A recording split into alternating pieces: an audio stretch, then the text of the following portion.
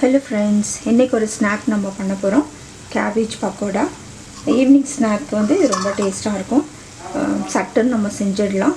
நமக்கு cabbage இருந்ததுனா இப்போ இதுக்கு நான் 1 கப் cabbage எடுத்துர்க்கேன். ஒரு வெங்காயம் நல்லா வந்து நீளமா மெலிசா வந்து ஸ்லைஸ் பண்ணி வச்சிருக்கேன். இது போட்டுக்கலாம். இந்த தேவையான ஒரு 2 பச்சை மிளகாய் போடுறேன். கொஞ்சம் இஞ்சி, கொஞ்சம் பூண்டு, கொத்தமல்லி, கறிவேப்பிலை கொஞ்சம் போடுறேன்.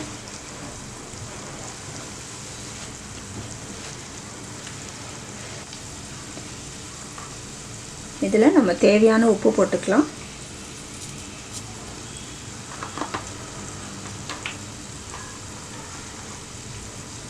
கொஞ்சம் 1/2 ஸ்பூன் சோம்பு பொடி போடுறேன். 1/2 ஸ்பூன் கரம் மசாலா போடுறேன்.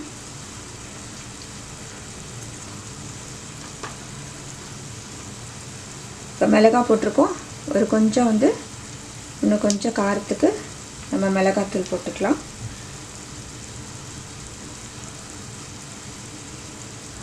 ப்ளஸ் கொஞ்சம் வந்து தனியா சும்மா ஒன்றும் பாதியமாக வந்து நசுக்கி வச்சுருக்கேன், அதையும் போடுறேன். ஒரு ஃப்ளேவருக்காக தான், இது ஆப்ஷனல் தான், உங்களுக்கு தேவைன்னா போட்டுக்கலாம். ஒரு 1/2 டீஸ்பூன் வந்து நான் நசுக்கி வச்சுருக்கேன்.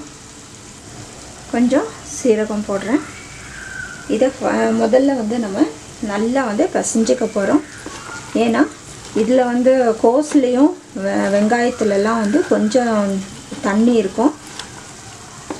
இப்போ நம்ம பிசையும் போது அதில் இருக்கிற தண்ணியெல்லாம் பிசைஞ்சு ஒரு 5 மினிட்ஸ் நம்ம வச்சிட்டோம்னா அதில் இருக்கிற தண்ணியெல்லாம் வந்து ஓரளவுக்கு வெளியே வந்துடும்.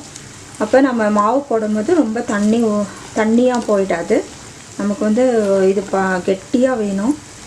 அதனால் கொஞ்சம் பிசைஞ்சு நீங்கள் இது மாதிரி ஒரு 5 நிமிஷம் வச்சுருங்க வெளியே. அதுக்கப்புறம் நம்ம கடலை மாவு ஆட் பண்ணிக்கலாம்.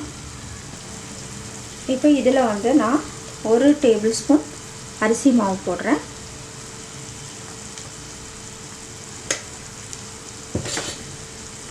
ஒரு கப் கடலை மாவு இருக்குது. நான் வந்து கொஞ்சம் போட்டுட்டு நம்ம பிசைஞ்சிட்டு அதுக்கப்புறம் வந்து நம்ம ஆட் பண்ணிக்கலாம். இதில் வந்து நம்ம உப்பு போடுறதுனால கொஞ்சம் வந்து தண்ணி விடும். அதனால் பாருங்கள், இப்போ நம்ம தண்ணியே ஆட் பண்ணல, பாதி கப்பு மாவு வந்து நல்லா அடிச்சு பாருங்கள். இப்போ இன்னும் கொஞ்சம் மாவு ஆட் பண்ணிக்கலாம். கடலை மாவு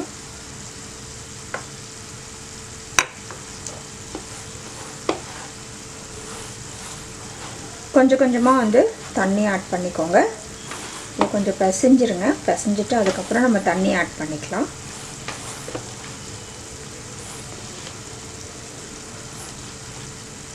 இப்போ கொஞ்சம் தண்ணி ஆட் பண்ணிக்கலாம்.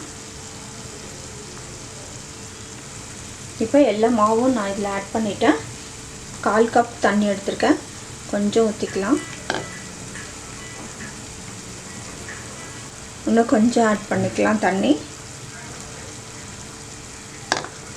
அப்படியே வந்து நம்ம பிசைஞ்சா சரியாக இருக்கும். கொஞ்சம் கெட்டியாக தான் இருக்கணும் இது.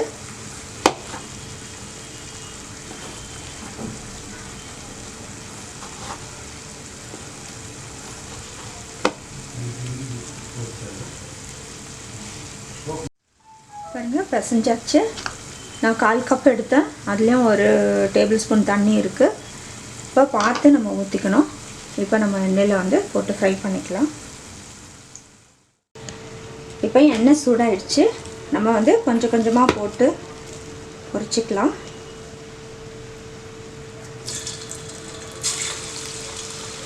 இது மாதிரி கொஞ்சம் கொஞ்சமாக போட்டு பொரிச்சுக்கோங்க. இந்த பிள்ளைங்களுக்கெல்லாம் செஞ்சு கொடுத்தீங்கன்னா இது வந்து ரொம்ப நல்ல ஒரு ஹெல்த்தி ரெசிபி. நீங்கள் கோஸ் பொரியல் சாப்பிடாதவங்களுக்கு கூட இது வந்து நல்லா சாப்பிடுவாங்க.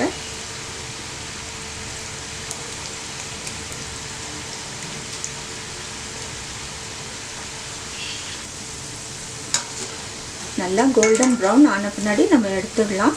எல்லா சைடும் நல்லா வேக வைங்க.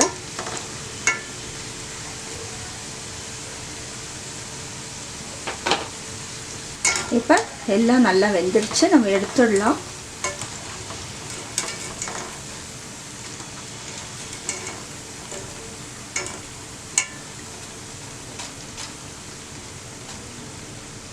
எல்லாத்தையும் வந்து போட்டு பொரிச்சிக்கலாம்.